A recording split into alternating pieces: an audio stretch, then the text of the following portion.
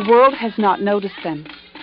Tens of thousands of women whose lives are destroyed by childbirth in poor regions like West Africa. Women whom, if they do not die, suffer a condition that makes them outcasts of society. My name is Rob Walley. I'm an obstetrician gynecologist, and I've always worked in Canada, in Newfoundland.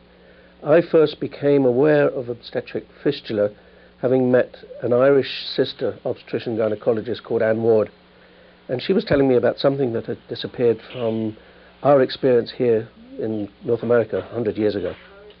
And so I got the opportunity in 1981 to go and spend a year working, not in her hospital, but in a bush hospital in southeastern Nigeria, and couldn't believe what I saw.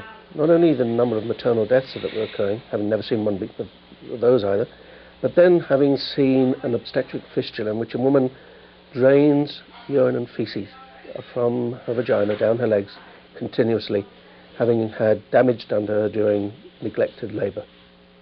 And it struck me this must be the most undignified of any experience that a woman can possibly endure. Women with obstetric fistula are shunned by their husbands, families, and communities. There are several reasons for this suffering. Girls as young as 10 are taken out of school and married to older men. Their pelvises are too small to bear children. Multiple childbirths and malnutrition weaken the vaginal linings of older women. There are few clinics and they are ill-equipped. Traditional birth attendants can help with normal deliveries, but lack training to handle complications. MaterCare International, we've called it, is a group of obstetricians, gynecologists, midwives, and generalists who share the same concern that not enough is being done about maternal mortality and obstetric fistula. And we hope to get people as we develop this over the next 5 years. MaterCare International wants to prevent what happened to Grace Nana. Grace was married at 14 and soon became pregnant. The delivery was obstructed. She was put in a pit with herbs and bones. Her labor lasted for days. A local woman helped Grace deliver a dead baby that had begun to decompose inside her body. Her ordeal wasn't over.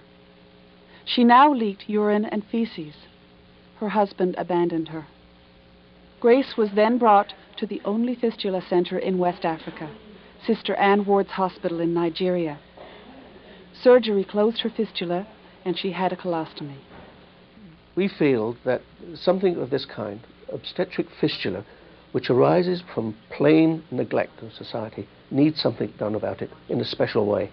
And that's why we're asking people that, do you think it's unacceptable that a woman should actually live or endure a living death with an obstetric fistula, knowing that this could be repaired and indeed it could be prevented?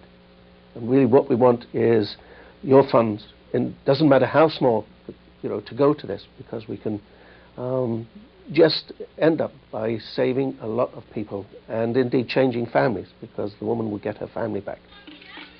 This project in Africa is an important Canadian response to what the World Health Organization calls the forgotten disease, obstetric fistula.